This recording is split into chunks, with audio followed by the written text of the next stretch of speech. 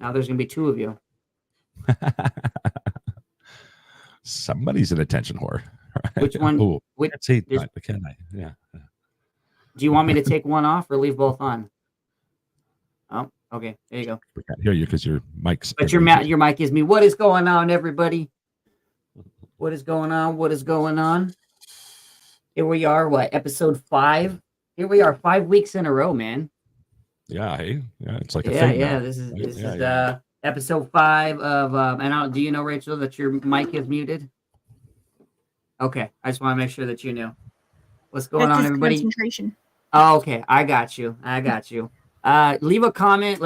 So we got a couple different things going on. If you guys came from Casey's page from the F Around and Recover for the free t-shirt, please comment and let us know that that's the page you came from, because I can't tell. We streamed to like 6 or 7 different pages and I can't tell the destination. So please leave a comment and I will be picking the winner here in a little bit. Let's get your clean dates too while you're in the comments. Drop right? those clean dates. Share the live out, please. Let us know what platform you're watching from. We got a lot of amazing people in. We got, of course, myself and Brianna, and then we got Mr. Chuck LaFlange. And then Thailand. Thailand, and we got Scotty H up top. And then we Vancouver. have Rachael, Addict with Purpose, down on the bottom. Whereabouts in the world are you at, Rachel? I am in Middle Tennessee, just in like a little suburban town outside of Nashville. Okay. Yeah. Okay. Yeah. So all you people over there with your Western way of life. The South is different. It's a little different. I'm from New York and I'm like still learning to figure out like what apparently the Northerners are different. I'm like, y'all are different. I thought y'all up there were different. You see it? Yo, if you guys are hopping in for the very first time, please let us know where you're watching from. Drop those clean dates. Share the live out, please. We want as many people to watch this. And if you are coming from the F Around and Recover page, please, for the t-shirt announcement, drop those comments. Let us know. Sorry, I know this is a small studio. We're over here knocking each other. Driving me nuts. I'm sorry. This is a small area. For those of you that don't know, this is a closet. Dude, this is a closet under the stairs. Okay, closet under the stairs. It looks like Mallory Wright here from the F Around and Recover fam, but not part of the contest. Just really enjoyed it last week. Clean since 11/13/2017 here from North Carolina. Yeah, I give her a hand clap.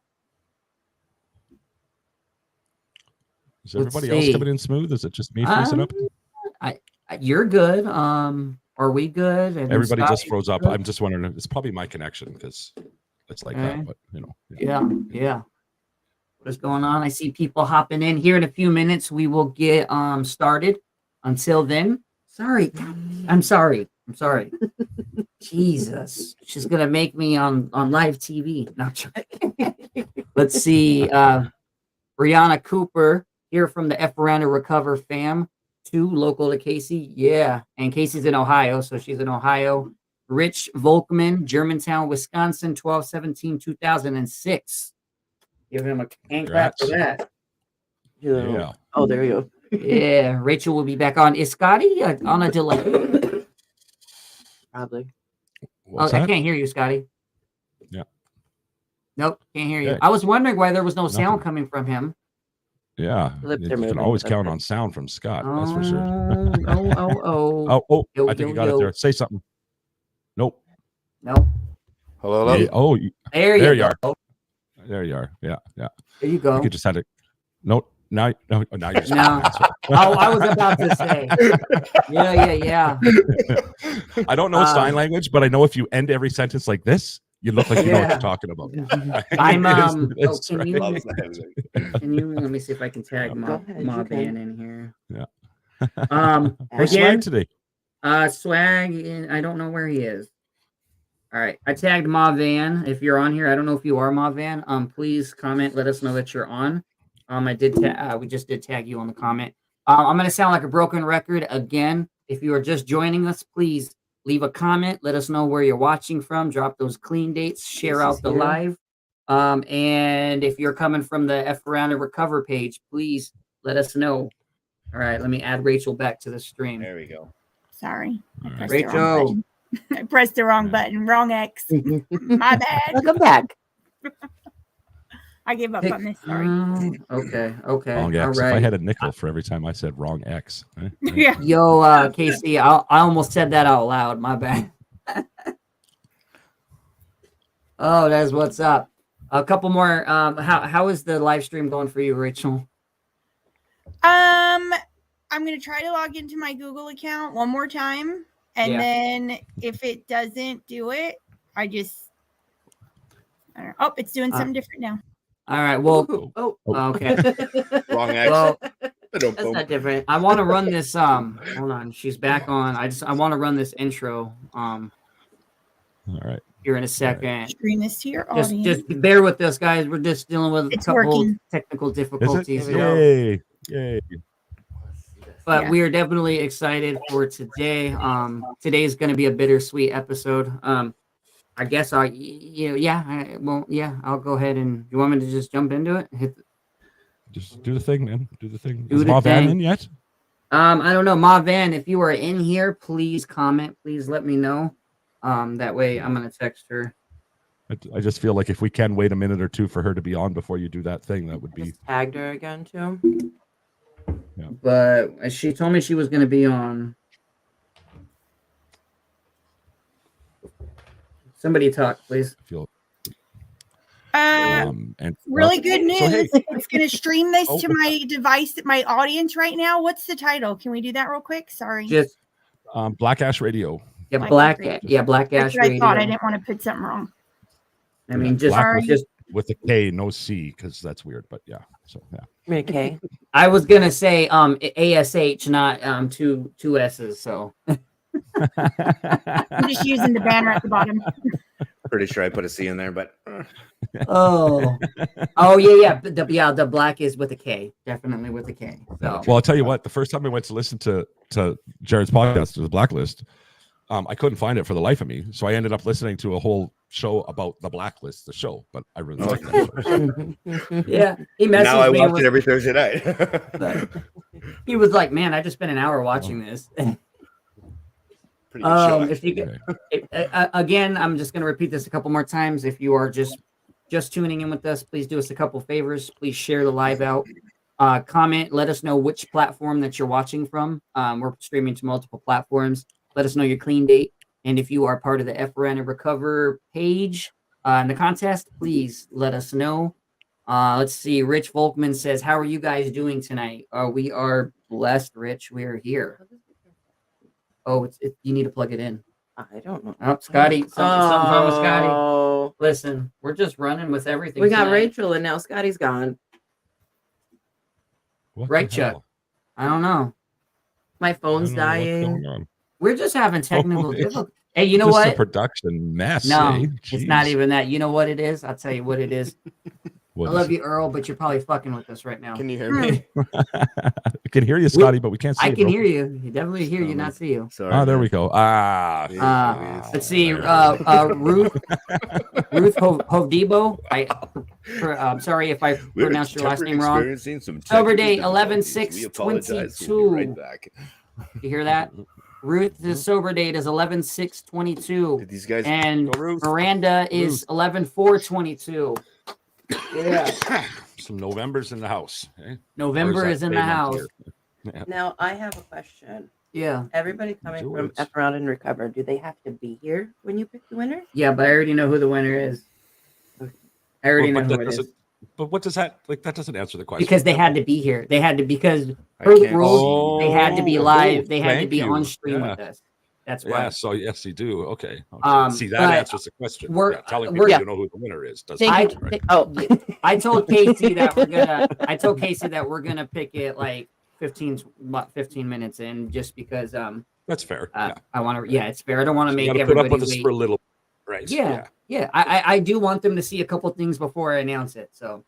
Yeah. I'm just waiting on a response from Ma. I'm still gonna roll the intro. And then before we play the video, we can kind of I'll talk about what we're gonna talk about tonight. Why don't we mute this for a second and you try and call her? Mute it. Yeah, why don't you do that? Yeah. All right. Yeah. You Yeah, so I'll guys, talk Thank to you her. for the permission, you Chuck. guys keep it. Okay, I got permission from the lady, nonetheless. I right? appreciate it. Yeah. So yeah, I'm in Thailand. Hey, that's a thing that's happening now, right? So I don't know if you know anything about that. Rachel, I got offered a scholarship here for trauma treatment, and by Mike Miller. Yatra Center is one of the sponsors to our podcast. So I did an episode with him, and when we're all said and done, I hit stop recording. He's like, "You have some trauma you need to deal with." Right? So he offered me a scholarship to come here if I could just get to Thailand. Awesome.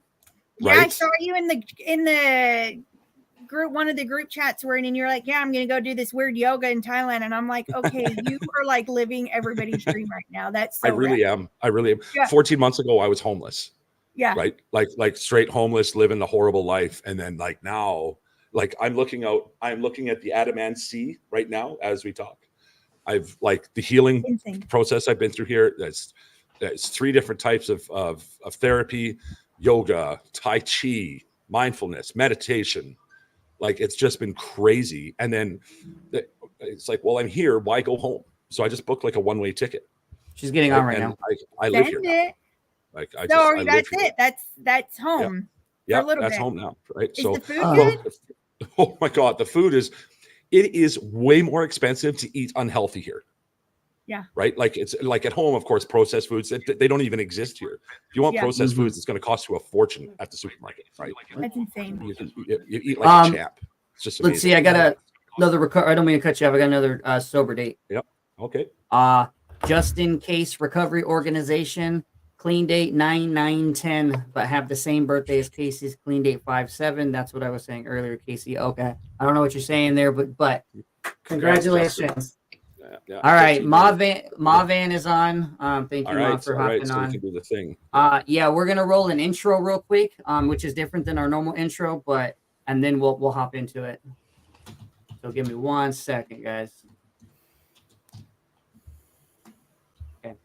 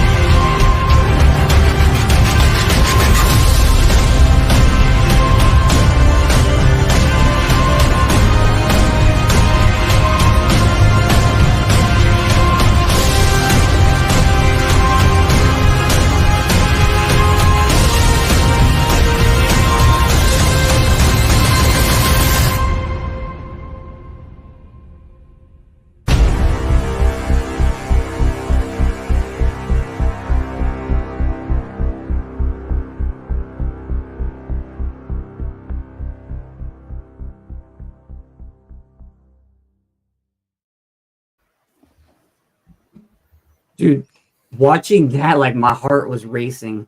That was Like hard. but I wanted. Everyone knows it's not our normal intro, but it just given the circumstances and everything. hear me, Chuck? Yeah, we can hear you. Yeah. We can hear you. Still can't see or hear them. You can't hear us? So you Scotty, might have can to you try hear us? leaving and coming back in, Scotty. Yeah. Let them know. Let them know in the chat. Yeah. Yeah. So- there it goes. Okay. What is going on, everybody? Welcome to episode 5 of BlakAsh Radio. Today we have myself and Brianna. We have Rachael with Addict with Purpose and Chuck LaFlange, and we also have Scotty H in the building whenever he gets his technical issues resolved. I'm not lovely. Yes, you're lovely. I call her lovely every single time. But at the end of the day, basically, we appreciate you guys. This is a bittersweet episode. So we're kind of doing things a little bit different. Let me add Scotty to this really quick. Are you good, Scotty? I'm good. Sorry about that. Nope. Okay. Good.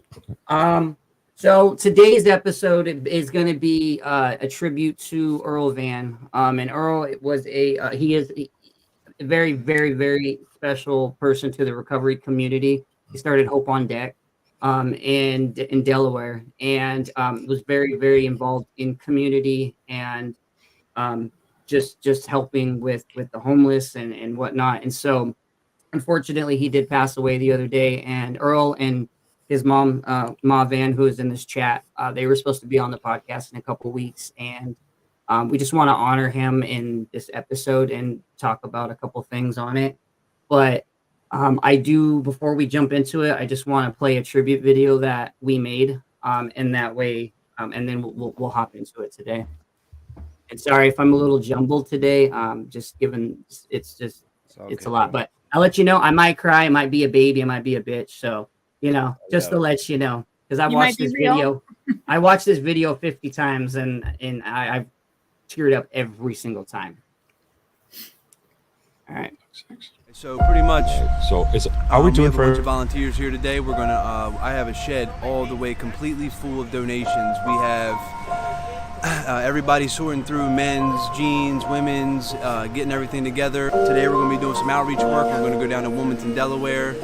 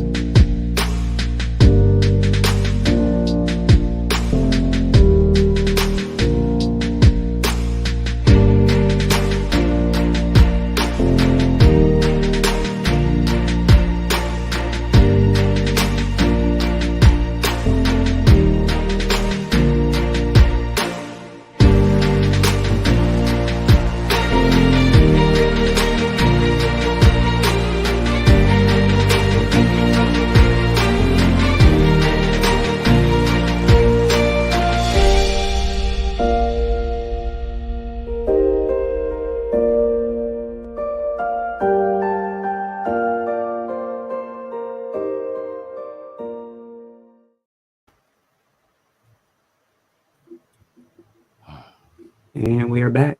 And that was dedicated to Earl. I started following Earl years ago. It's been a long time. And so I was blessed to definitely be able to follow him in his journey. And then, of course, I got in contact and started communicating with Ma. And he was like the most selfless person ever. If you just look at everything that he did for the community. And so it's a big hit. It's a big loss to the community, but that's why we're here, and we're here to just honor him. And Ma, just wanted to let you see that. You can hop off at any time. We just wanted you to be present for that. And before we hop into the next step, I want to go ahead and announce the winner for the F Around and Recover. Can we before we do that, Jared? Can I? Yeah. I think I'd like to say something to Ma, right? Yeah. If maybe the other two would as well. I don't know, but yeah, Ma, I'm real sorry for your loss, and your son touched a lot of lives. So be proud. Be proud. Just, big hugs. You are loved. Yeah. Why you gotta try, Chuck? Because now you're gonna get me. I can't help it. Right? It's just who I am. First time I haven't heard your radio voice. Like, why you gotta do that? I'm not crying. You're crying. Ma said thank you to you, Chuck. Yeah. But this is dedicated to Earl, and his legacy will live on through all of us, through everybody, through Hope on Deck.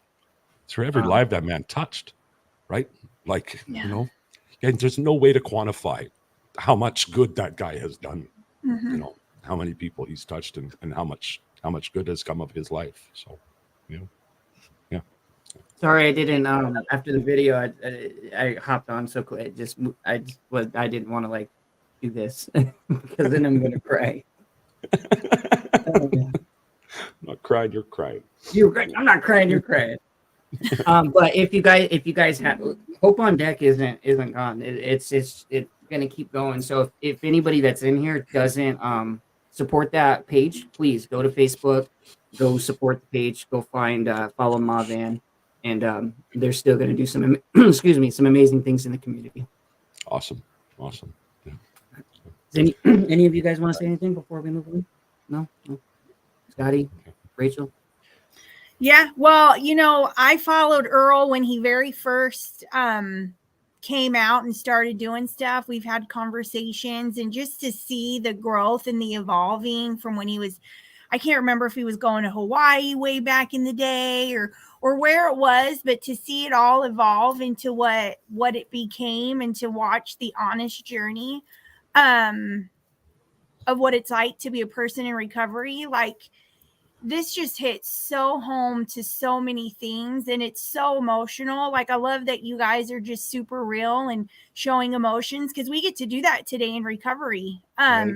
And we get to love on people, and we get to feel the feels, and it is just so beautiful that you guys would even take the time to appreciate somebody.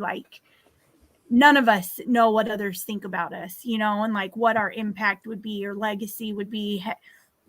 Heaven forbid we pass away. So just what a beautiful tribute and moment. And Ma, your son, when I do this, it's because I don't want the eyelashes coming off. You can say you're crying. It's okay. I know. And I cry all the time now. She's making me cry. Chuck didn't make me cry. He was such a beautiful human, and what an honor it must have been to be his mother and to watch your child go from what that video showed to selfless and helping. And it's not easy working with the unsheltered population and being in unhoused communities. It is so hard, and it takes a real special person, because compassion fatigue is real, and it's the story of my life. So what a beautiful son you have. And he is smiling down on heaven and laughing and throwing his little things, just kicking people off, saying, I'm still here, bitches.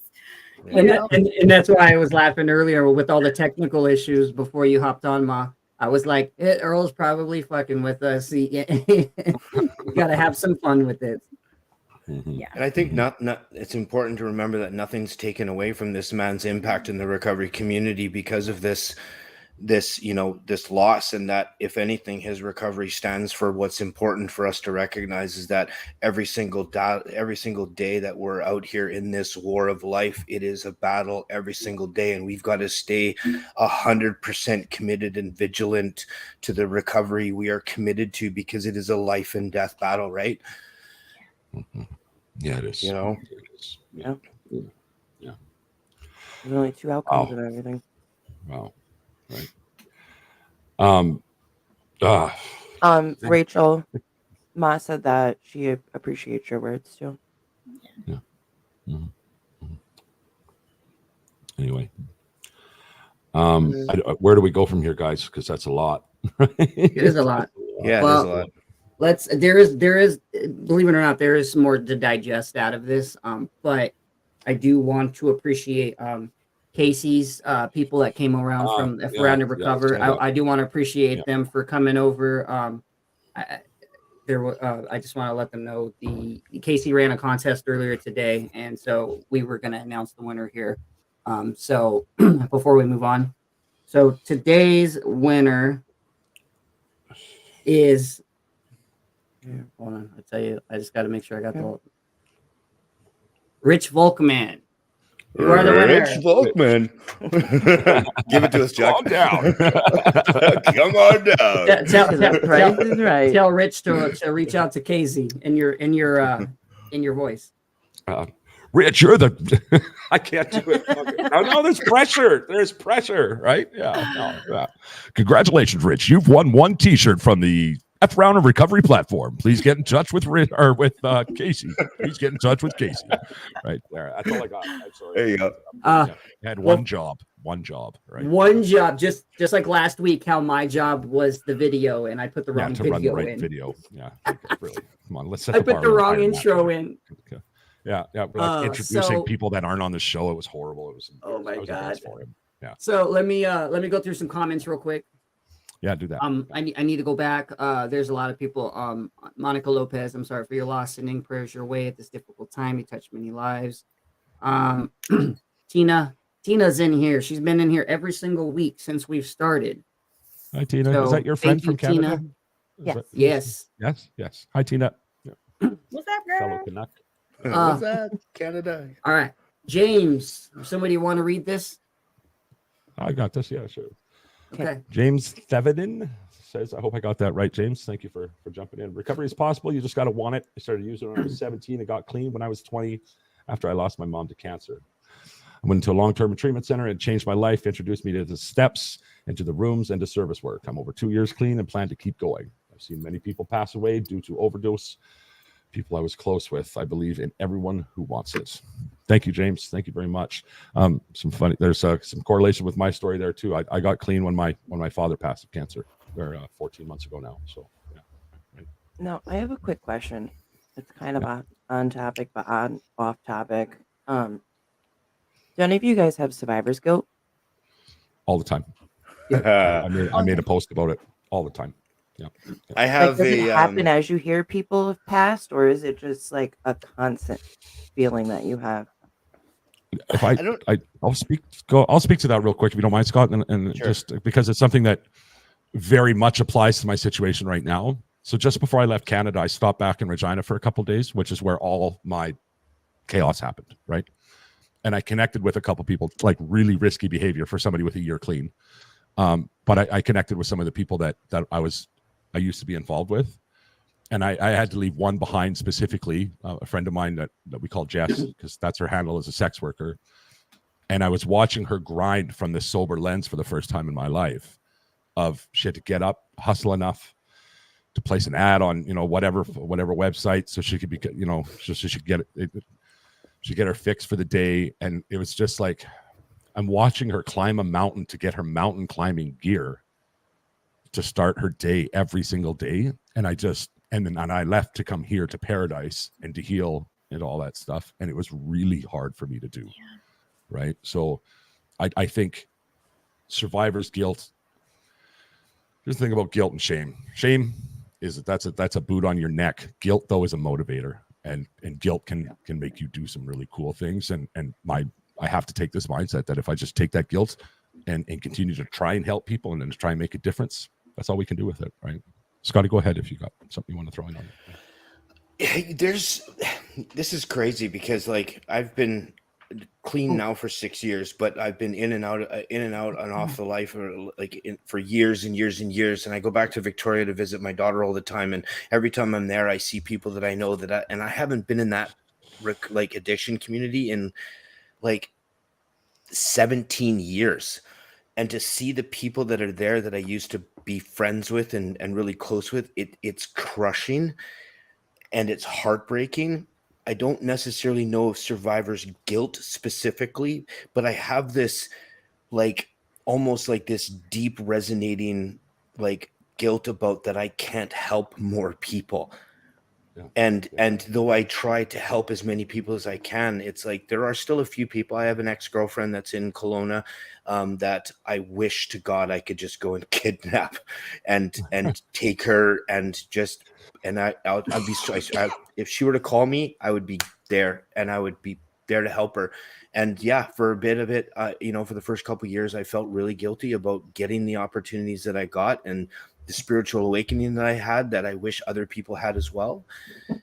It's tough, man. It's really tough. I've been blessed with a lot of gifts and grace in my life as a result of the work that I've done. And I think what the gentleman just mentioned is like recovery is possible.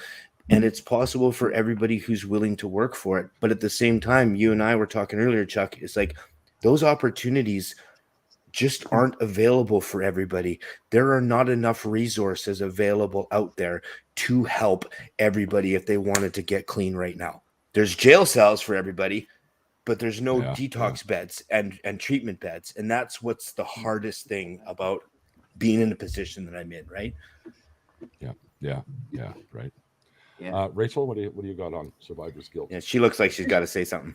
No, I know. I'm just like listening because it just all hits so home. Like I remember when I first got into recovery, like I couldn't, the survivor's guilt was too strong and it kept me sick and I kept going out. And each person, I lost my best friend to alcoholism last November. And I didn't even know he had gone back into drinking and he died from cirrhosis. And like the survivor's guilt of why am I here and why are you not was hard. And I think death does that in so many different angles because it's so hard. Like we're out here fighting, but why aren't our loved ones able to fight the fight with us and like to live? Like this was like my ride or die. Like we were in tent cities. We were doing everything together. And like I moved to Tennessee and all of a sudden they said he was dead. And I was like, holy shit, like you died alone. And it's just awful. So like, I think there's all different stages of survivor's guilt and like different type of survivor situations. Like there's the person who got in the car crash and the driver died, but you didn't, or leaving your friends and loved ones. There's so many different phases. And like one of the cool parts of recovery is we get to learn how to live these experiences and know like everything's going to be okay. And we don't have to use or drink over it. But that shit, can I curse on here? I have the worst mouth. Yeah, me too. I know. Like it is so real. And I think we all have that person like that. If you could only go with that one person that we could just go, if they said yes, you'd go and grab them and be like, come on, let's do it. This is such a wonderful life. Right. And then we get to live joy. That's like, why don't you want this? Like, well, and it's wanting is this one thing. It's finding the strength. The fear of getting it and believing that it's not possible. That's what is, I think, the biggest thing, right? You said something, Scotty. Like, I wish I could just go kidnap her, right? Yeah. And so something that I spoke to not that long ago in the last few months was, I get calls from families because our show is pointed directly at the loved ones. Like a lot of our content is, as you, most of you know, I'm sitting here now. And so I end up getting messages and calls from mothers quite often, right? Yeah. And I give the advice, let them know they're loved, be there, all those things, so maintain connection. The biggest one lately that I found is people, well, they know they're loved. Do they know they're loved, right? Okay, are you afraid you're going to say it too much? Let them know, right? Because somebody in active addiction doesn't know that what they know is active addiction. Right. Perceived lack of connection was the boot on my neck for the last 2 years that I was in it. Right. Yeah. So, I kind of lost my train of thought there. Shit. I was on parents that were contacting you. Oh yeah. Parents that contact me. So I'm giving this advice and I'm like, wait a minute. I don't have kids of my own, but I got a niece and a nephew who I'm very close to and I love absolutely dearly. And I tell you what, if it was one of them, I don't know if I could follow my own advice. 100%. Find themselves chained to a pipe in my basement. right? You know what I mean? Like if it was your kid, you know. There was a TV show years ago. It was called The Cleaner. I don't know if anybody knows that story. It was a guy in California, and he actually did that. He was a rogue, you know, a guy that went off, and it was mostly primarily youth and stuff like that. And he went and grabbed these kids and people and brought them to safe places. And basically, it was interesting because once they were there, it wasn't like they wanted to leave. I mean, there were a few of them obviously that left, but I mean, the idea behind it is once you have them in a safe place, you're more in a position to talk reason to them and let them know that they're loved, and hopefully give them that little bit of hope and opportunity to like, hey, this is your chance, as adverse to like an intervention where all the pressure's on, right? But yeah, right. But and that's that whole conversation opens up all sorts of different, you know, some human rights and all that stuff. But bro, what the problem is right now is like, I get calls all the time from parents and stuff like that too. But my biggest problem is that they call me and they're like, okay, well, what do we do? My kid wants treatment right now. I'm like, good luck. They need detox, right? And it's a 6-week wait list to get into detox. Like, I've got nothing. I've got no resources to take people to. There's wait list this like miles long to get into the very few places that are available, right? It's crazy. Right. That's so frustrating, right? So frustrating. Go ahead. Got some comments. Yeah, but really quick before we get into that, so I'm going off feedback that we got from the last couple on comments. We apologize if we can't respond back when the comments come in. I can see them on my end, but each individual platform has to reply to the comment in order for them to see it. So if I respond and they're on Rachel's page, they won't see it. So we're not ignoring you guys. We're just letting you know that I can't. You guys won't see our replies if you're not on our platform.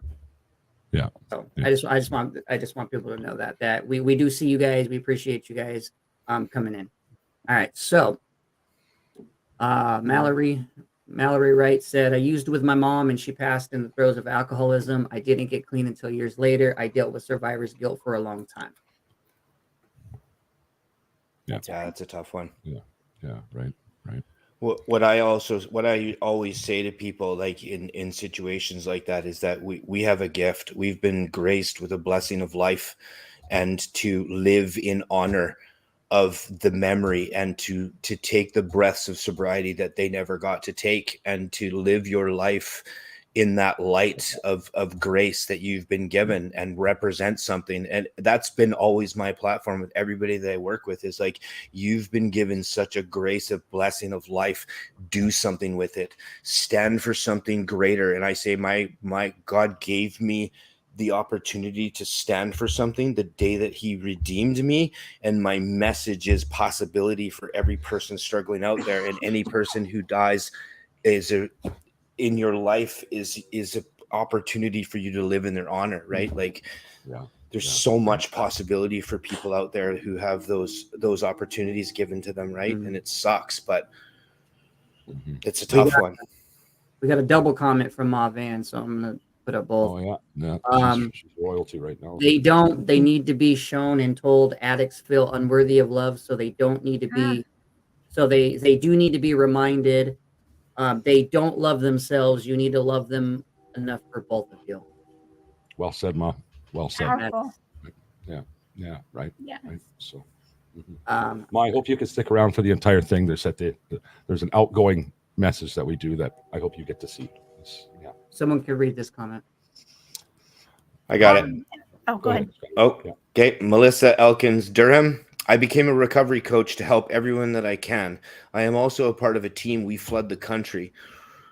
I live in with Narcan, or I live the county we live in, and with Narcan and harm reduction kits. Good for you, Melissa. Good for you. That's awesome. Thank Good you. for And you. hey, you know what? That's a good opportunity to play the PSA there, Jared. Right? Yes, we'll be right back after this short PSA. The following PSA is brought to you by The Phoenix. The Phoenix is not just a gym, it's a community where the real weight lifted is not just barbells, but hearts, minds, and spirits. Whether you're in recovery or simply choose to live a sober lifestyle, The Phoenix offers a range of activities from yoga to hiking, all led by people who've walked the path of transformation. So why not aim higher with the Phoenix? The first membership requirement is just 48 hours of sobriety. Rise from the ashes and soar with the Phoenix today. Do you know about naloxone, otherwise known as Narcan? This life-saving medication can reverse an opioid overdose in minutes. You might think, I don't need it, I'm not around opioids. But the truth is, you never know when you'll be in a situation where you could save a life.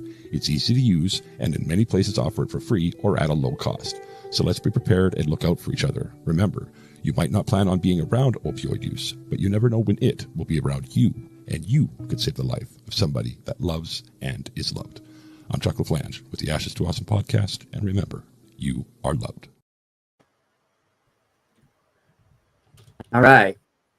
Thank you, Chuck. Thank you, Chuck, for the nudge. the sweet sound. Yeah. You know what? I'll tell you. Normally, I'm the one on top of the PSAs. I forgot with everything going on, so I'm glad that you did that. Fair enough, right? Yeah. All right. Yeah, right. Next So comment. yeah.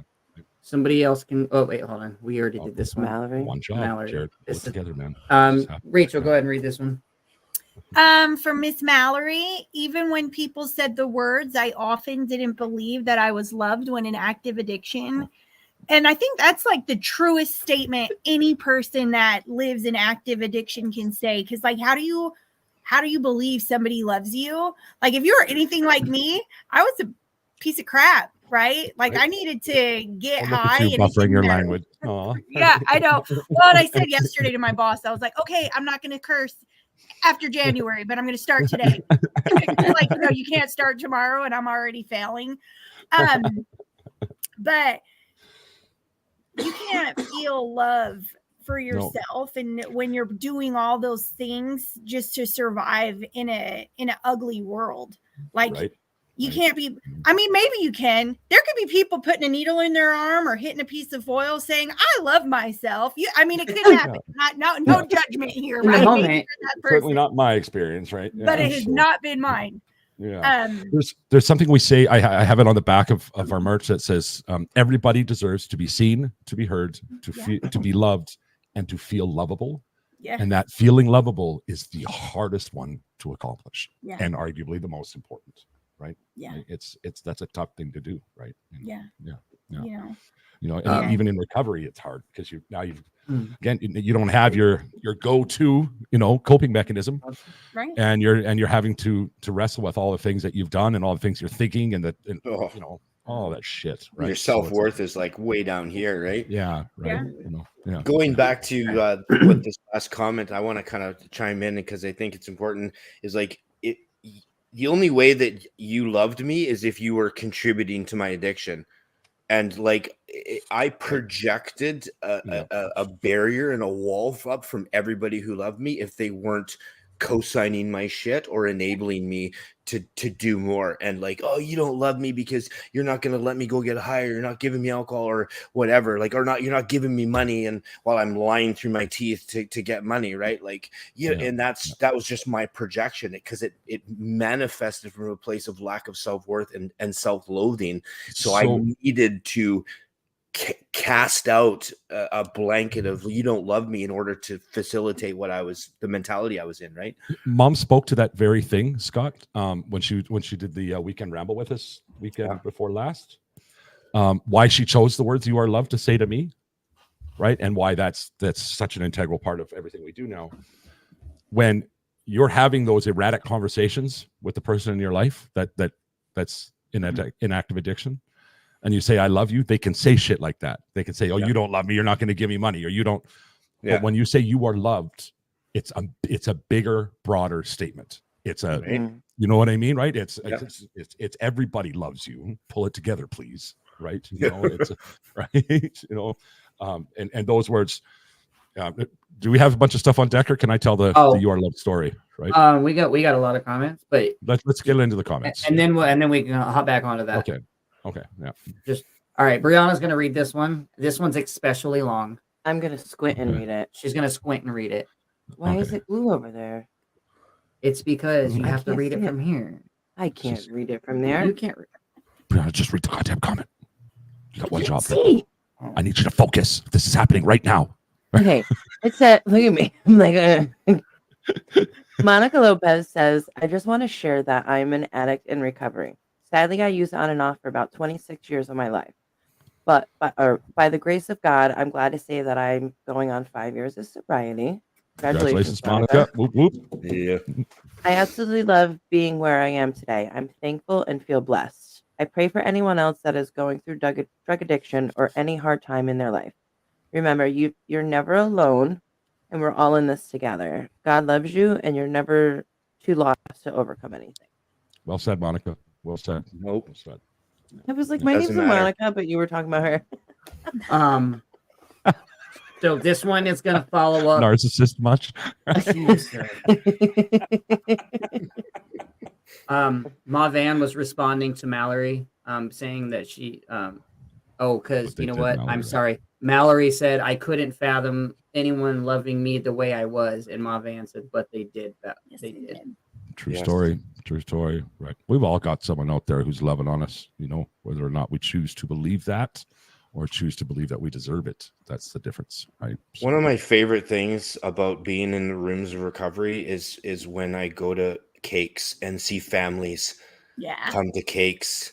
I love Right. that. I hear the stories of parents and just the awakening of the words that are coming from these people that have fought through this process with their kids or their conscripted husbands or soldiers, wives. right? Conscripted Oh, soldiers, man. warriors of love, right? Yeah, right. To see the lights come on when you hear the story, because I mean, it's not like it's rehearsed, right? It's like here you go, Mom. Do you want to share on so and so's 1 year cake? And then she just pours out this like heartbreaking story of like up all night and for weeks and blah. It's just it's just like wow, and it's what an impact that is, and Yeah. yeah. Yeah, it is. Yeah, it is. Right. So, I'm I'm gonna- going to tell you the love story. Rachel, Yeah. I don't know if Scotty, you probably know it by now. We've been in each other's lives long enough, right? And Rachel, and to anyone who's listening, and it's a hugely impactful part of my life. So, I was estranged from my family for years. I wasn't the guy around stealing jewelry and all that stuff. I would just like disappear, which I don't know if that's better or worse. I think they're both horrible things. I relate. Right. So I would disappear. And then finally there was a shift in my family, and my mom a couple years ago now, started telling me you are loved. She would send it randomly. She would end every erratic conversation with you are loved, and she would send it randomly. So when the day came, when it just had enough, when the iron was hot and I was ready for help, I knew she was there, and I was able to reach out to her, and she was, right? Yeah. And it's so now that's why we push that message so hard, the you are loved message, right? It's just, you can't say it enough. And I'll reiterate it. Like I said earlier, don't assume they know. Don't assume they know. Use it today, use it tomorrow, and use it the next day. Say you are loved, and whatever message you got to send out, right? Yeah, right. Ma Van. Man, Everyone Yes, deserves yes, love they and do. compassion. yeah, Yes, they right. do. Oh, you're right. Hard You're right. sometimes, but they do. Yeah, right. Somebody said, Angela Hamilton from far Canada, Families for Addiction Recovery, said one of the things that they focus on is helping families understand that their loved one's behavior does make sense from like a clinical perspective, right? They're coping with something, they are doing something. It's their brain is putting, just to take that onus off of all the guilt and stuff families got to feel, right? So let's what was that comment? Sorry. I'm gonna play this one and then I'll go back up. Because Ma Van is preaching today. She's on it. Yeah. It is. Inactive addiction, it's a form of manipulation when those struggling and Absolutely. use the you don't love me tactic to get what they want. Yeah. That's Yeah. an ace up the hole. You don't love me. Oh yeah. Yeah, right. Right. You don't love me enough to give me a $20 Right. bag, like Right. It's- Right. Well, and that is manipulation. I'm gonna Sure. die if you don't help me. Right. Yeah, you might feel like it. Right. It is. Yeah. Well, Yeah. we're sneaky. Well, and I think that's one of the things that I love so much about recovery is like you start to learn, like they have that phrase, right? Like we're going to love you until you learn to love yourself. And it's, you walk into any room, it doesn't matter what type of a program it is. Like there's so many different programs out there, but like everybody's hugging you and everybody's telling you they love each other. Like Right. I work as a peer support, and in my job, it's like the weirdest, most beautiful thing because we just are always like, I love you. And everybody's hugging each other. And we're in homeless camps and we're hugging people and like really showing people like I love way too much now because I felt so unloved for so long. Not a thing. And- Can't do that. Can't do Well, that. and I just want to hug everybody. I'm like, I'm a hugger. Can I give you a Yeah, me hug? too. Like, let me know. Like, if it's not okay, I won't. But you matter. And it feels so good to and there's like this movement, like this, you are loved, you are worthy, you matter movement that's been going on for a while. And it's nice to see that little piece of love, even in a comment or something like this, telling someone you love them, that's words stick with people. And for some reason, these strangers saying I love you, people remember that as much as they remember the asshole that said fuck you to them and stole their shit the night before. We remember in a weird way. I remember the first couple people that said that to me, and I'm still like, why would they? Yeah, right. What? I promise you don't. Get to know me a little bit. Or Then we'll talk about it. what's really is a mind fuck is when you're in that stage in the very early parts of your recovery. Because I remember when people see that, and my lack of self-worth was like, if you only knew. But the thing is that they do know. And they don't care because they've been through it too. And that's the message. We understand and we're just like you. And we do love you because you're worth loving, right? Doesn't matter what you've been through. It doesn't matter what you've done. We've all done it. We've all been there. Yeah, it's beautiful. Absolutely. Absolutely. Yeah, it's one of my favorite parts. Go ahead there. This is a long one, so one of y'all can Chuck's got it. Chuck. I got it. Izzy Matthew says, I work in recovery at a detox center. What I've learned is each person is different. Many have traumatic histories. Some need help and to be taught to love and to forgive themselves for what the disease has done to their lives and their loved ones. Lives they carry a great deal of pain and guilt. Yeah. So true. Right. And you mentioned trauma, which right now is a big buzzword for me because I'm in trauma therapy center, right? Trauma treatment. I'm actually at the end of my treatment now. So it's been a month of heavy trauma treatment from the moment I walked in the door. Thank you. Right. It's been an amazing journey here. Yatra Center is where I'm at over in Phuket, Thailand. This is I walked in here and immediately it was all of it. They do EMDR, internal family, EMDR is eye movement desensitization, reprocessing, IFS, internal family systems, CBT, cognitive behavior therapy, which we think we're familiar with until you learn it. And it's, oh, wait a minute, there's a process there. You think you understand it until at least in my case, I shouldn't speak for other people. And they combine all of this with yoga and Tai Chi and mindfulness and meditation. And it's a formula. It seems kind of like you're throwing all this at me at once. But I had a great conversation with Mike Miller, the owner here yesterday. And I was like, there's more going on. It's not just random. He's like, oh, no. Think about this last month and how it played out. It's like, oh, you guys are pretty smart. You're good at what you do, right? It's the only trauma therapy center of its kind, right? After 20 years in sobriety, he's like, there's got to be a better way. We got to treat more than just, it's not just about getting sober. If addiction is the smoke, then trauma is the fire, right? So if anybody knows who Gabor Mate is, his whole premise and baseline is show me the trauma and I will show you the person. And it is in 95% of active addiction right now is an acknowledgement of severe adverse childhood experiences and severe trauma that is at the basis point. And every single person I've worked with, hundreds and hundreds of people, and there's always some sort of serious traumatic event that perpetuates the pain and suffering. And those are relative words too, right? Trauma happens within you, not to you. Yeah, exactly. Right. So being afraid, the example Mike uses, so afraid of when dad got home, was he going to be an asshole or was he going to be a nice guy? It all depended. So now he's got this trauma. There's a part of his brain that is just constantly worried about, and it turns into a people pleaser and all these things and other self-soothing behaviors. And all of a sudden here you are in active addiction, right?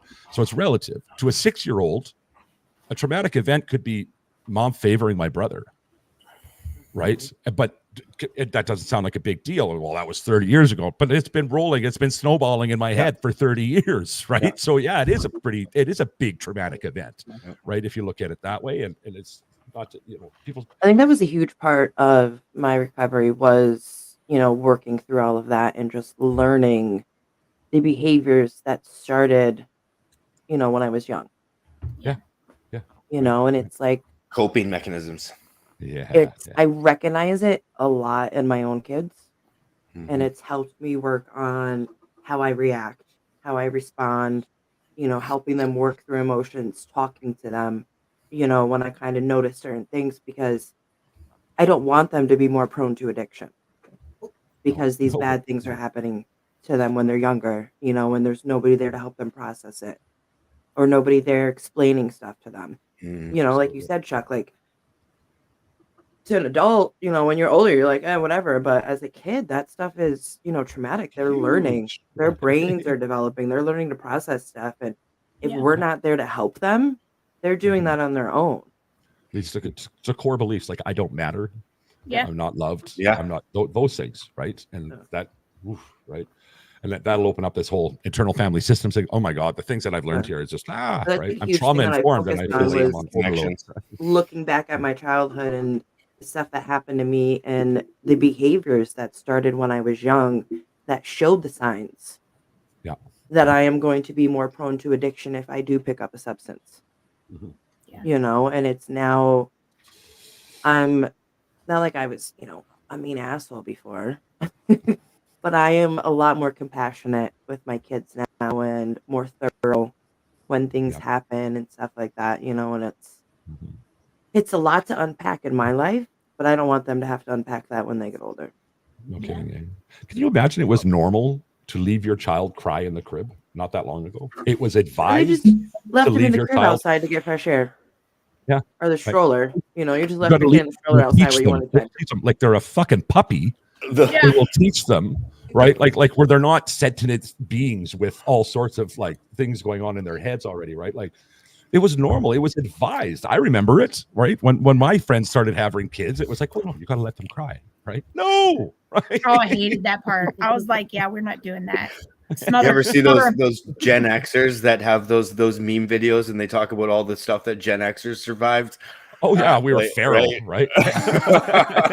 It's crazy, right? Like And that's what they say. Like, they But- try to say, like, the kids growing up now are getting softer. No, we are working on the bigger picture and We're the just more future aware. with now. Yeah, right. And Like, that's look how outside. it starts with the next Tell me how generation. much of a success our generation was. Look how many people have died in your life in the last 2 years, right? No, we weren't a success, right? We may have grown up a little tougher, but that doesn't make us a success by any standard, not in my mind, anyway, right? Yeah, no. I think Brianna nailed it bang on with what she's doing with her kids now is that, and I do it with my 13-year-old and my 17-year-old is I explain and I educate them as things are happening and allow them the opportunity to process through and share with them my experiences of what I've survived and what I've experienced and what helps me understand the world, right? And so it's not a reflection of them and their self-worth and their self-value when things are happening around them, right? That they perceive are happening to them, right? Like that's the difference between that generation. There was nobody around. I was alone from I got home from school and I was alone 5-6 days out of the week from when I was like 8 years old. Kid, I raised myself, right? So right, and shit happened to me. I got beat up after school, and nobody's telling me that it's nothing to do with me. It's just some kid who doesn't know how to, that has no self-worth, so he's taking it out of me. Well, I figured it was me, and then I carried that on into my adulthood, and it was always about victim, right? Like that was a perpetuation of my disease for many years. Absolutely. I'm gonna let Rachel read this next one. Yeah. And then once this comment's done, then we're pretty much done with comments. Then we can hop into. I want to just touch on something after the fact. Okay. Sure, Miss Monica. Regarding the I love you, it's because we were in the ugly darkness while using and feeling unworthy that now that we are sober, the feeling hits differently with lots of love. Oh, yeah. Well, and mental illness too plays such a huge part in that, right? Because when we're mentally ill, that's the illness talking to us too. So like, how are you going to power through that? Like you literally have some thing in your head saying you are not worthy, you are not loved, and like someone saying I love you, you're like, that's not what this is telling me. right? And it's you're going to so say it for a hard. second, but this is going on for This days. is 24/7. Right? Yeah, right. This is telling me all the reasons to why I'm not Yeah. lovable. No kidding, eh? Yeah. No kidding. It's awful. Right. I'm proud of you, Miss Monica. You're doing awesome. Yeah, No killing kidding, it, eh? girl. Yeah. No kidding. Keep at it. Need you in the fight. In the fight, right? So what you want to go on about there, Jared? You got something in mind? Yeah, Jared. Yeah. So I wanted to kind of like what I we talked about before we started recording. So Earl battled on and off for 15 years, and it does so. And what it goes to show is that clean time is just a number. Yeah. Yeah, it is. It doesn't matter if you got 1 day, if you got 20 years. We can lose it all overnight. Yeah, we can. And I don't know his circumstances, so I can't speak on that. But that just goes to show it doesn't matter how much service work that you're involved in. Doesn't matter how many podcasts you're doing, how many lives cars you you're have. doing. It doesn't matter anything. That what happens is that we can lose it all in a heartbeat.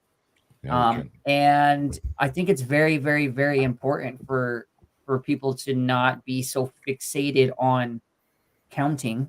I mean, yeah, we want to, we want to count and we want to, recognize those milestones, but we also need to be aware that we're human and that life can really fuck up and we can have some really bad, outcomes on it. And that's for me, like that. When I heard about Earl, it was one thing I did take from it was that, like, because at one point you think and you're like, this guy was so out there and known and service work and this and that and all that, but we don't know what he was dealing with personally. Yeah. We don't know mentally, none of that. And so I try to flip that on myself and be like, people look at us and be like, oh yeah, you're doing podcasts, this, that, and the third, and you don't know what I'm going through. So at the end of the day, we're human and we need to recognize that. But that's also where we also need to have that accountability too. Yeah. If we got accountability is huge. Hey, Jared, is there a comment from Anthea that's popped up? From Anthea? She just messaged me about it directly. So While you're looking for that too, like it's so important to know, like we're all one drink or one drug away from using, and it doesn't matter how strong your recovery is. Like one drink can end it. One whatever. Yeah. I'm going to bring it back to what Chuck said too. It's in recovery. We also have to keep remembering that we are still loved. Here it is. People do care. It got buried, Chuck. Yeah, that happens. That happens, right? It did. Well, there were so many that came in. She's close to me from back home in Calgary. So yeah, thank you for jumping in there, Anthea. Chuck, you and I talked about it today. Yeah. Just let everyone. So earlier, I was going to jump on this. Earlier. So you guys can all relate to this, I am sure. Mm-hmm. Oh fuck! There was it there. See, ADHD. Yeah, I looked up and I saw it was shiny. And, there it is. There it is. While I was in Regina, okay, when I was talking about just before I left Canada earlier in the show, right? And I kind of lost touch. Like I fell asleep for like hours, and my phone wasn't charged, and like it was like 12 hours, and people couldn't get in touch with me.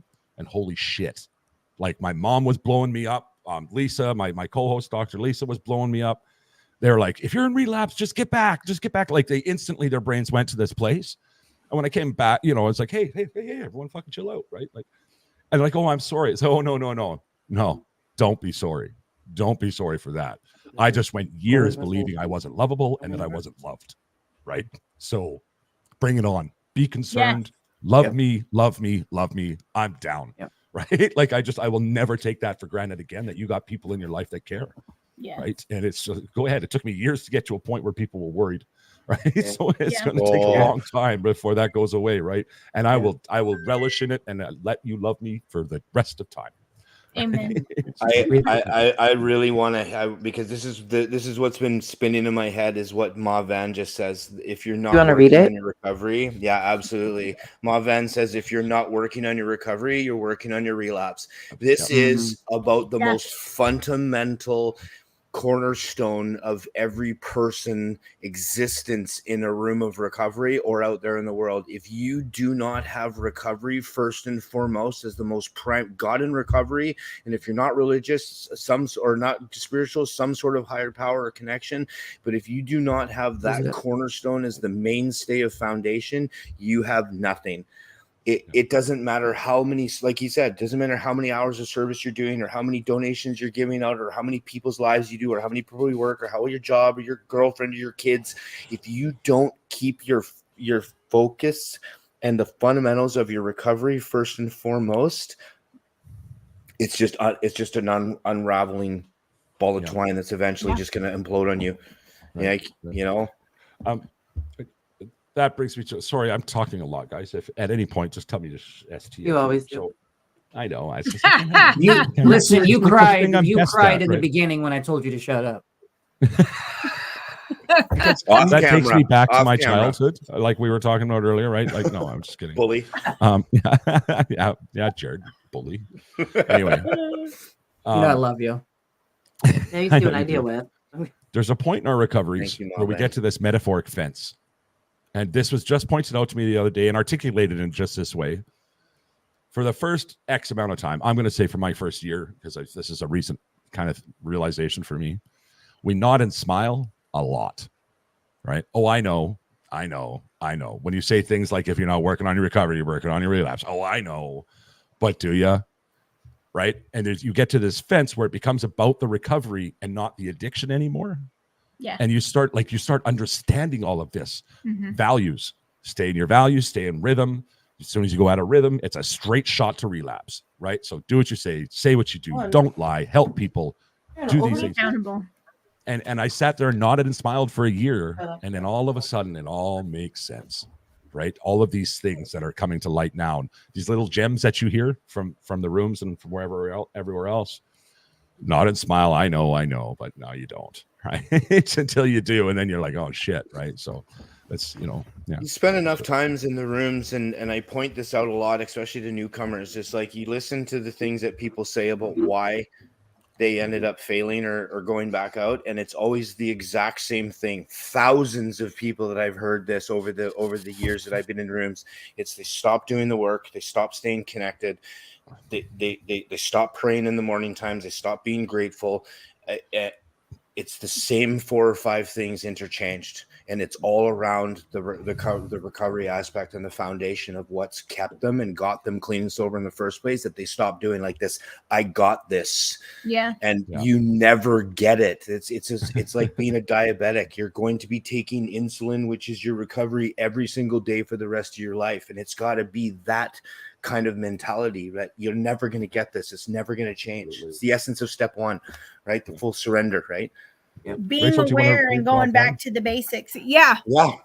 Yeah. I'll read it. Yeah. I mean, that's so important though.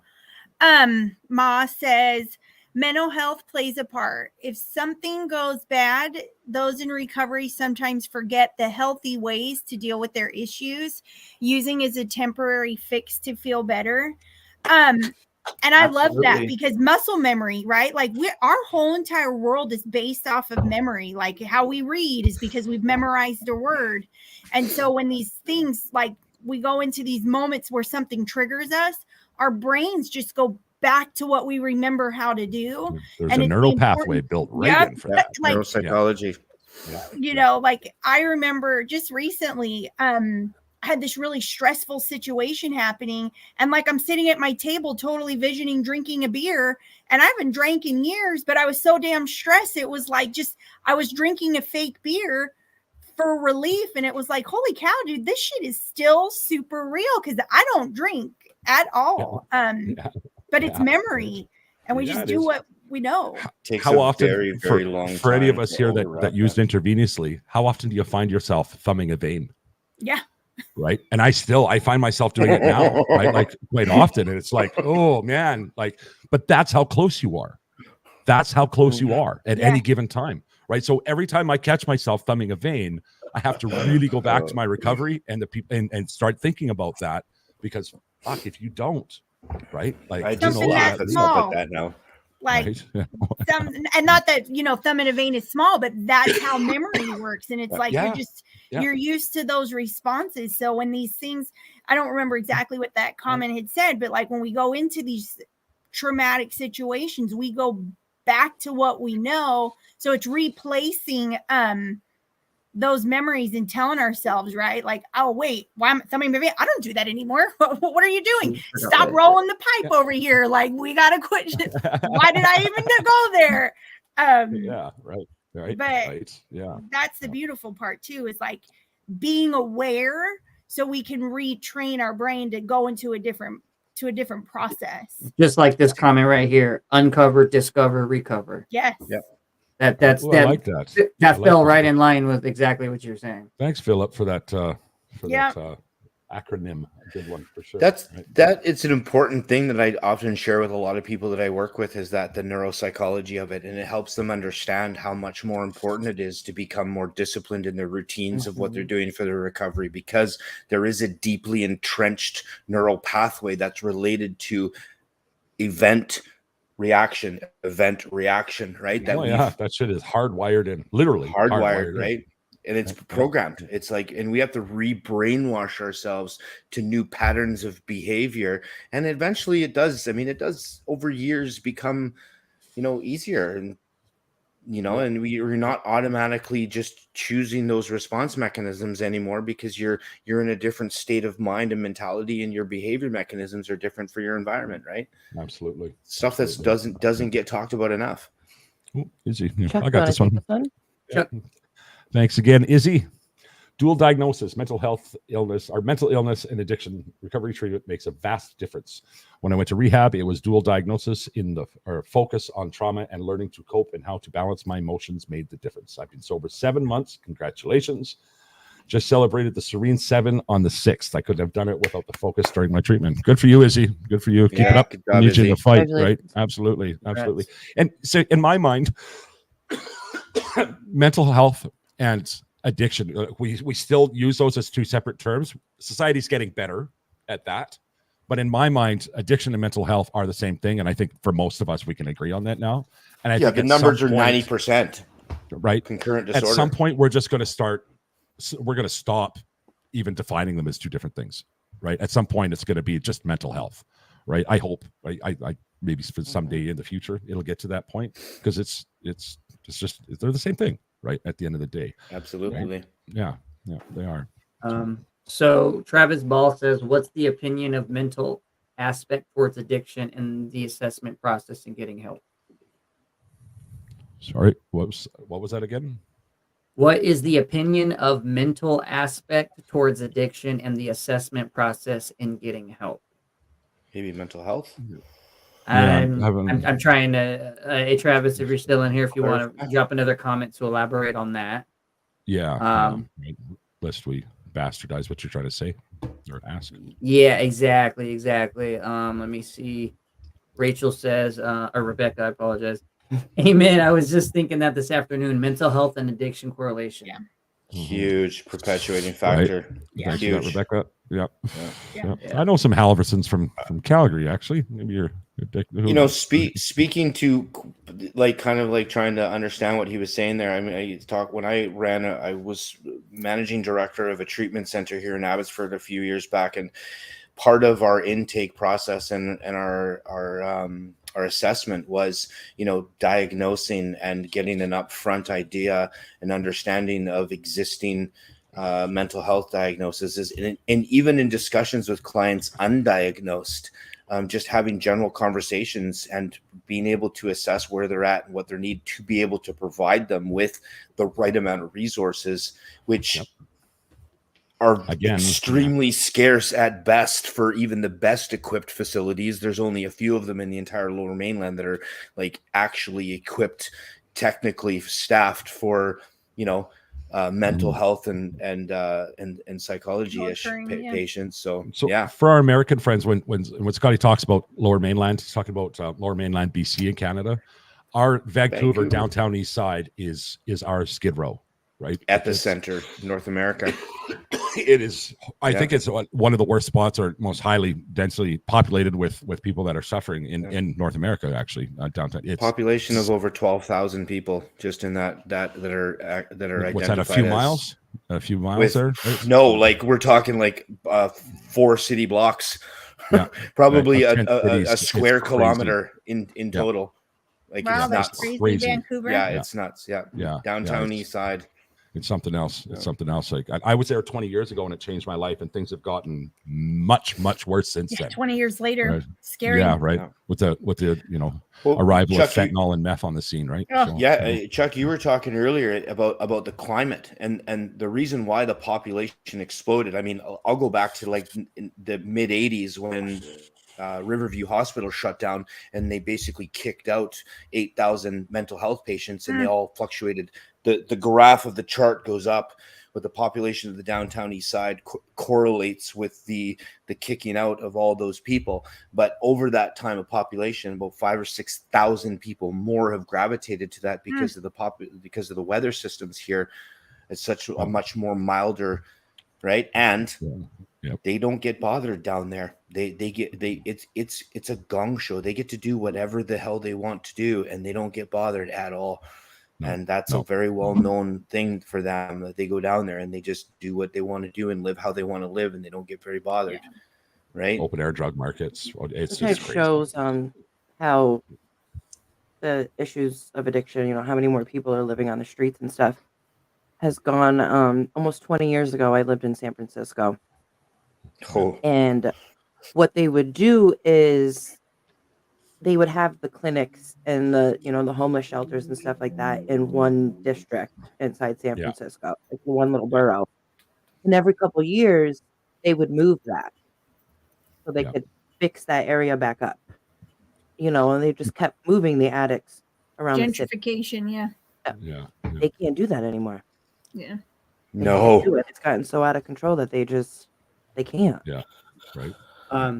Scotty, Travis commented back, and we'll read this comment and then we'll wrap up on this note. Sure. Okay. I think he basically answered it the way that he meant to. Yeah, but just so you can read that.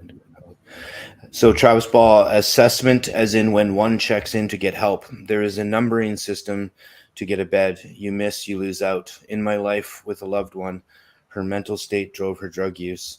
When this would be brought up, they only touched on the drug usage. Yeah, I know quite a few resources that are in this catchment of area of addiction resources that only focus, because they're only equipped at bare minimum of staff and training. See, here's the problem, is that most of these places are run by whoever has the most clean time. So these recovery places, you got the treatment houses or the treatment facilities that may have one person on site with a few years clean and sober, but the majority of the up and coming monitors and stuff like that are all just whoever has the most clean time. They don't have educated or trained, skilled staff to deal with directly mental health affected individuals. So they get spun through. They don't get the assessment, or they don't get the services and the treatment and support that they need, and they just fall to the wayside and fall through the tracks on the other side. But it's not, and that's what it's about. Right. Well, and there's turnover, so many turnover. Right. There's so many people who need help now. There's not enough people in recovery that are going through years and years of school, and not that our lived experience can't help. Right. I mean, that helps, but there's not enough therapists. There's not enough psychologists. There's not enough people who understand co-occurring. Even medical doctors, most physicians are not informed on addiction. Right. I learned this yesterday, and I'm not sure how accurate the numbers are, but in the United States, there's 1.3 million doctors. Yeah. And there's only about 3,500 MAT doctors. That's what I'm saying. Right? That's what I'm saying. There's not enough. Right? Yeah. Insane to me. Absolutely. We had a guest, Dr. Scott McDonald, on last week's Weekend Ramble. Yeah. Who was an emergency room physician. That's where I got mine from.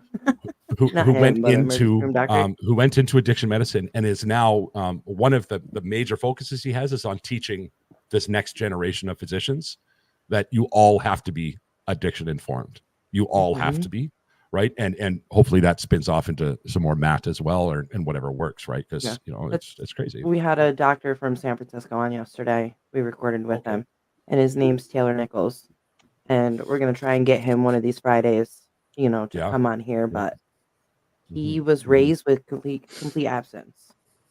Yeah, his whole family was nothing. Yeah. And he went to school to be a doctor. And it wasn't until he started learning emergency room medicine that he was taught harm reduction. Yeah. Yeah. Harm And reduction saves lives. It completely changed his view. He works in an inpatient, outpatient clinic. He is an MAT doctor now. He's humanizing, addicts. Humanizing. Disorder. And Isn't it fucked that we even have to say that, though? City. Right? Yeah. Isn't it? Like, it's just like just hearing you say that right now, and I know why you say it, Brianna, and it's absolutely, you're 100% right, and you're just speaking to something that's a reality. But hearing you say that, I was just like, like it just gets me wound up, right? The fact that we even have to use that. I wrote Go ahead. Quite a few years ago, I wrote a letter to a newspaper out east about the frontline stigma and treatment of frontline service workers in the addiction field. And I got invited to write an article, and it's published in the American or Canadian Medical Association Journal about, and this was 10 years ago, about the level of degrading behavior and treatment from frontline medical staff to people in addiction and struggling, and the way that people get treated. Like you wonder why, even if the government, let's just say hypothetically, the government did get their shit together and come up with some crazy awesome plan, the level of trust that is in the world right now for their services is like none. Yeah. People don't even want to go to these places, and they don't even want to go to hospitals because of the way they get treated. Well, I'll tell you absurd. one quick one here. And maybe we get into gratitudes after this, Jared. But what you just said, Scotty, my own lived experience. I was only an intravenous user for like the last 6 or 8 months of my use, but I have a tremor, so I'm like, I was a really bad intravenous user, right? I'm tremor now. I get high, and it's like throwing darts at myself, right? Yeah, right. So whatever the hell that noise was, right? He accidentally hit a button on the interface. Oh, okay. Hilarious.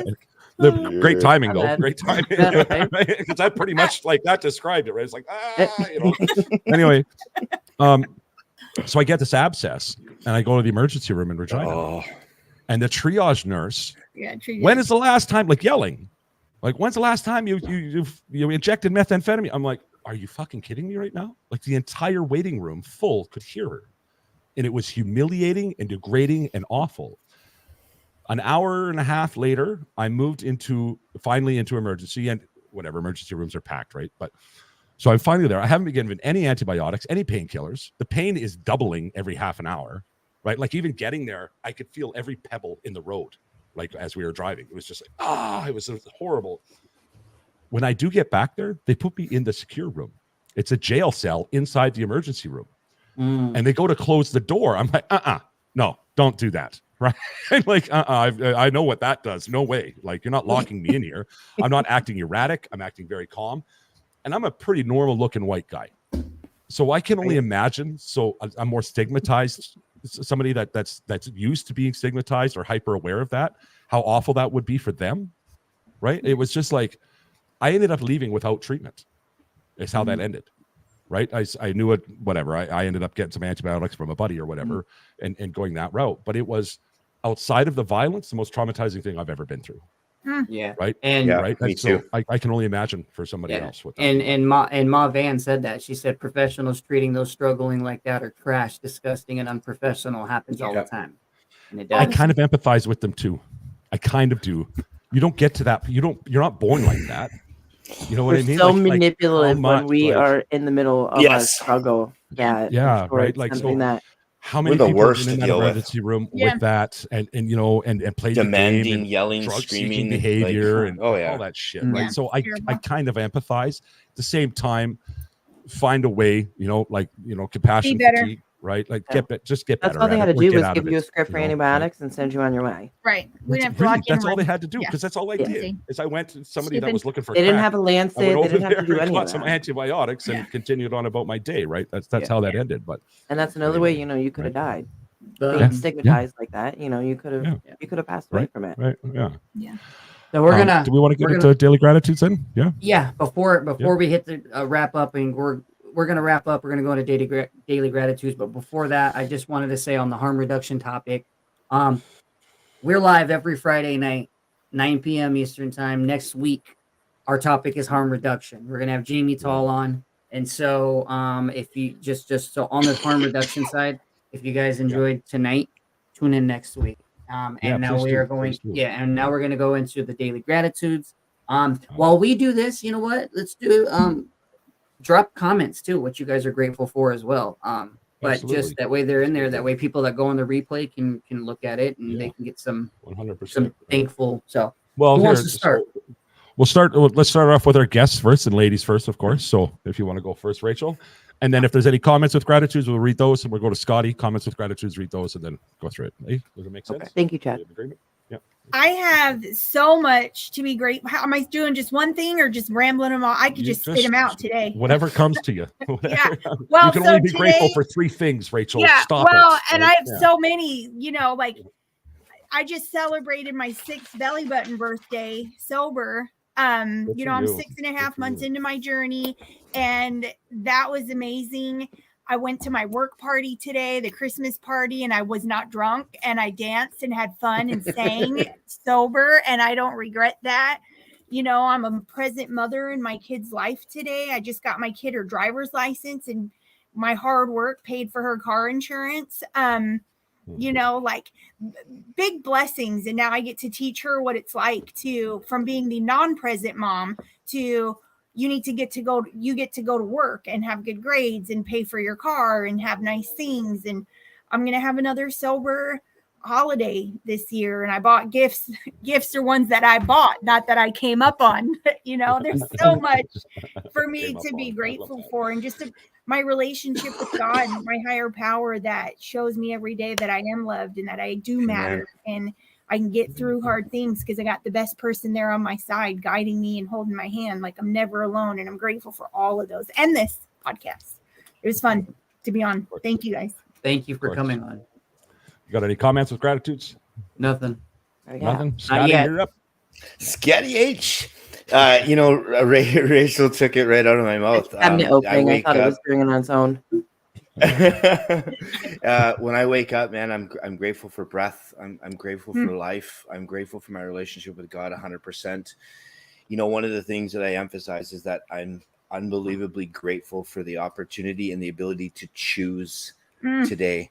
I get to choose what I want to do with my day and how I interact with the world and people, where I'm not in bondage and in slavery to just automatic behavior systems built on, you know, seeking, finding, and all those other things, right? Like the slave life. It's such a beautiful gift, you know, to see and to hear and for clean food and water, for the people that love me, my beautiful girl, and you know, I have a baby on the way, and I'm super excited for that opportunity to be a father again, and just my recovery and the opportunities I get every day like this. Thank you for the opportunity. I'm looking forward to connecting with you, Jared, on a one-on-one podcast, and just these opportunities to share my story and connect and be a shining light of hope for others.